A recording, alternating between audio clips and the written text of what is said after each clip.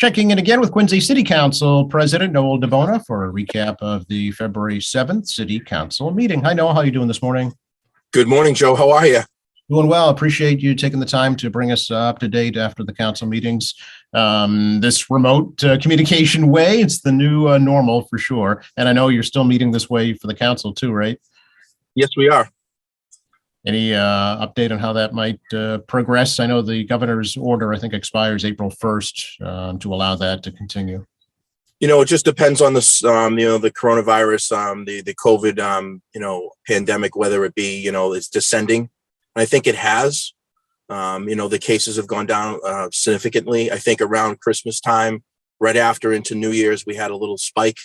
And folks were getting them, and unfortunately, it's starting to dip again, which is fortunate for all of us. So, I think it might decline. And I read somewhere else on some type of communications that it should be kind of going off into the existence in April. So, we're at the 2-year mark, Joe, of actually dealing with this. And I was just shuffling around looking for a mask to put on. I'm like, wait a minute, I'm going to be talking to you. I don't need to put the mask on. So, some areas, some people are starting to lift it. I think Connecticut lifted the mask mandate for the schools. So I think that was done today. So I think it's the kids have till February 28th, I think, from the state to wear the masks in the public school systems. And then after that, I think it's probably going to be up to each system, each public school municipality to make a decision on that, school committee, mayor, stuff like that. Yeah, little baby steps, as we've learned over these past couple of years.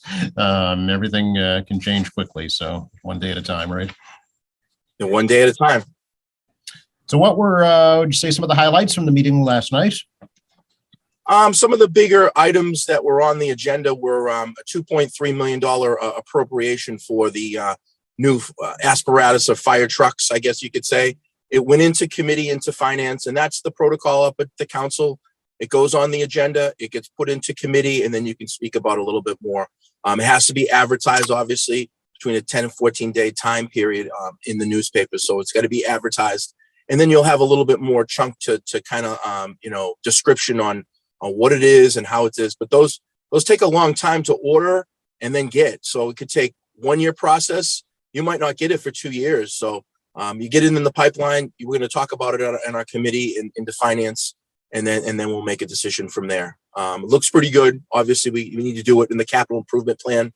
It'll be most likely be bonded. That's the first item that was on the agenda. The second item was the feasible study for the new Squantum Elementary School.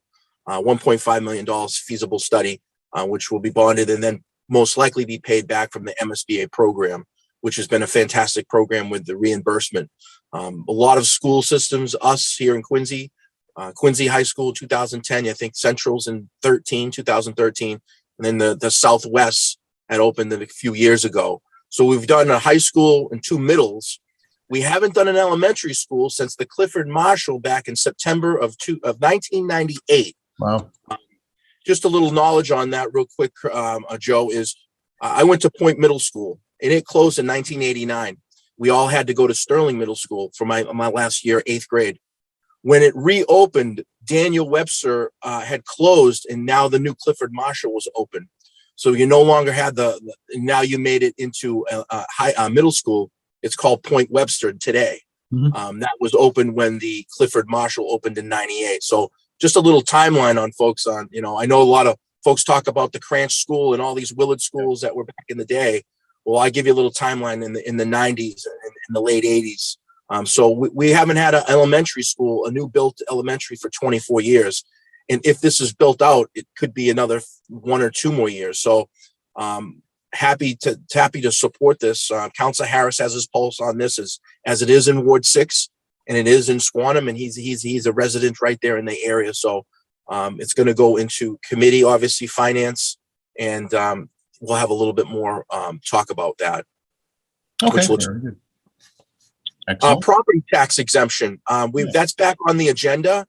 We're looking to a whole group of folks, counselors have co-sponsored it to be vetted a little bit more.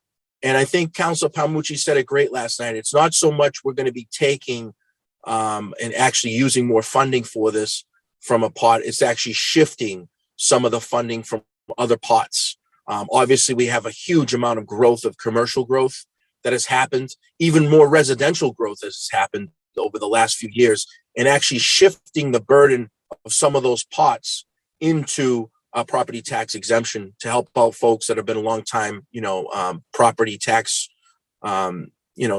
people that have paid taxes over the last years that have had no real comfort in the huge amount of home values have spiked high. Every time a house sells in your particular area, and it's like you're in square footage and location, your value of your houses go up. Now we've actually, obviously dropped the tax rate each year, but it's almost like a shifting, and unfortunately it went up in taxes. We need to help out those folks. A lot of the senior citizens, a lot of the families that are trying to stay in their houses, veterans, folks like that have been here a long time. So there'll be a criteria for that. We put that into committee, and we'll have a little more description and talking a little bit more about that, which looks good. Is this something you support, Noel?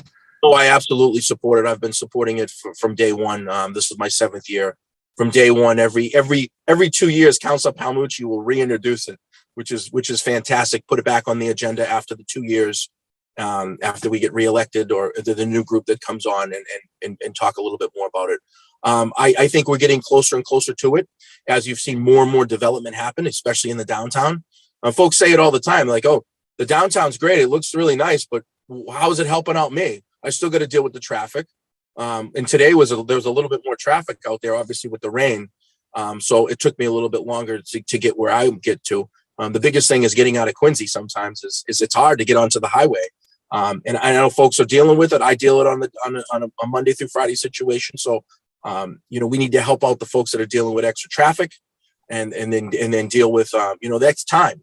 You're dealing with more traffic. You're dealing with time. So you're taking away time from your families. You're taking more time with your commute, and we need to reward some of those folks. But in this, I think this property tax exemption will help out.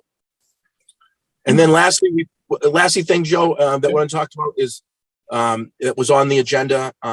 That's very important, is Capital Waste was using some folks that were temporary employees, and they weren't going through the protocols of some of the full-time employees. Obviously, it was difficult over these last, the coronavirus, the pandemic, is getting employees to make sure they get on the routes. And when people call in, you get these temps. Well, they weren't doing these background checks that are in qualifications and protocol for the full-time workers. So we've put a resolution in to have the DPW commissioner come in and just talk about how to make it safer for the routes, not only for them, but also for the folks and the residents that have to trash pickup. So that's put on the agenda, and that went into committee, and we'll see what happens with that. But happy to help out. I know the president of the Teamsters Union, Local 25, he's now international as well. Sean O'Brien has definitely reached out to all of us and reached out to myself. And I think it's an obligation to help out and make sure that you're not only helping them, but you're also helping the residents of the city of Quincy to make sure it's safe. So, what types of issues arose, Noel? I don't want to go into specifics, but some of the folks that didn't have background checks may have had some altercations on some of the routes, and it might have happened in other towns and cities, and not specifically saying it's happened to Quincy. Okay. But anybody with Capital Waste that's using temporary employees was definitely going over more of a umbrella of all the different towns and cities, and they've reached out to us, and we've put it on the agenda to have some more discussions. And we want to be on the proactive side. If it's not happening in our town, in our city, then that's great. But if it's a possibility that it will, we need to talk about it and have a proactive approach on it. So I think it's a great thing. I'm looking forward to the conversation on that. Okay, very good. So, and I see there was an order of the Quincy Housing Authority appointment. Yeah, Michael Flaherty has been on for the last 5 years, and it's just a protocol to put him back on. It's the mayor appointed him and then reappointed him for a 5-year term, and then that's got to go through the city council. It was a 9-0 vote. All members of the council approved it, so it didn't look like there was any issues with that. Okay. And I did a roll call with his name, even though we didn't have to, just to get everybody to, okay, are you really okay? This is your vote. Say his name. So yeah. Okay, very good. Speaking of, I know you've implemented a new order regarding the time that counselors can speak about issues. Yes, we've actually, for the Zoom, we were able to do a 6:30 and come in and have our meetings at 6:30. When the Zoom does not exist anymore, we're back in the council chambers. In our rule book, we're at 7:30. Now, out of committees, which is finance, ordinance, oversight, and any of the other committees, we can do those at any time. Mhm. But the regular scheduled council meeting is 7:30. Mhm. With the provisions of the Governor Charlie Baker doing the allowing the Zoom, we didn't have to go on a timetable, so we were able to do the 6:30 meetings. Sometimes it's just shuffling around. Obviously, we just talked about traveling, take a little bit more time. Sometimes our public inputs, if we put them before 6:30, it's hard for folks to get over there. But via Zoom, they can come in wherever they are, even if they're in their vehicle or wherever they are, they can come in and Zoom and talk about some issues. So I don't know if we want to go into a rule book and make a change either from 7:30 to 7 or 7 to 6:30. But we always like to do our committee meetings right at 6:30 if we're going to do them. We have finance coming in on March 7th. We'll be to 6:30 and then we'll go on our regular scheduled council meeting. We don't finish what we were talking about. We'll recess and we'll go back into it. We'll open up the regular meeting, then we'll recess and we'll go back into the finance or ordinance committee and then talk about it and then go back into the regular scheduled meeting. Okay. We've been able to work with that as a council and just make the time efficient, you know? Sure. And you, counselors now can speak for 10 minutes. Is that right, on a topic? Yeah. Oh, yeah. That's if you're that what you were talking about. In the rule book, Rule 26, all councils have an obligation or a right to talk for 10 minutes. It's always been installed, but we haven't really gone into it too much. But you have 10 minutes to speak, and then it allows another council to come up and speak for 10 minutes. And then after everybody's had an opportunity to speak, it goes into a 5-minute, you have a 5-minute basic rebuttal or 5-minute closing to do after everybody gets a chance to speak. So it's just fair. I don't think that folks want to listen to one council speak for 40 minutes and then, take away all the questions of other councils that they had. Right. And you don't want to be up there talking about the same question every time. Somebody, 2 councils before you just talked about that. So it's strategic in amount that each councilor has to set their questions right and have everything ready and do their top, 2 questions that they can have 10 questions going. Maybe you can do that on the 5 minutes after, but it gives an opportunity for all the councilors to speak, and I think that's fair. So we've installed it. I've installed it last night. I'll install it every meeting that we have. Okay, very good. And speaking of, your next one is next week, right? Next week, February 14th, Valentine's Day. You gonna give out candy, Noel? I'm gonna try to. I like giving out when you were a kid, though, Joe. Wasn't it great? You used to give out the little cards. Oh, yeah. Put them in little cubby holes, and you give it to all the people in the class. Those are fun days. My kids actually, they're in 3rd, 1st, and kindergarten, so they're doing that too. Looking forward to it. Very good. All right. Anything else we should touch on, do you think? I think that's it, Joe. I appreciate your time. Thanks for having me on this morning and getting everybody updated out there. No, it's our pleasure. And likewise, I thank you for your time and enjoy the rest of the day. Thank you so much, Joe. Have a good day.